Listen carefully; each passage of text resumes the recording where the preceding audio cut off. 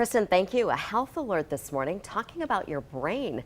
A study says smoking can shrink your brain. Aisha's at the First Alert Safety Desk. Good morning, Tammy. We know and have heard from health officials about how bad smoking can be for our lungs, but this study I just read by the Washington University School of Medicine in St. Louis explains why smokers are at high risk of age-related cognitive decline.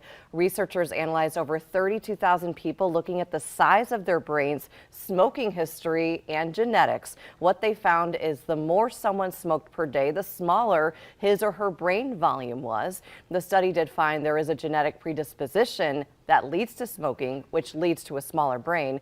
The short of it is smoking, researchers found, is really bad for your brain.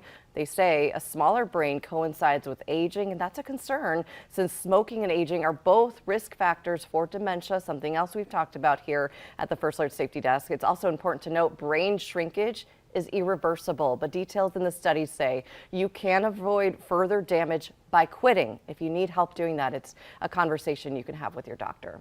Coming up in the next half hour, the number of deaths from drugs and firearms in children have skyrocketed. Details from a CDC report this morning. Steve.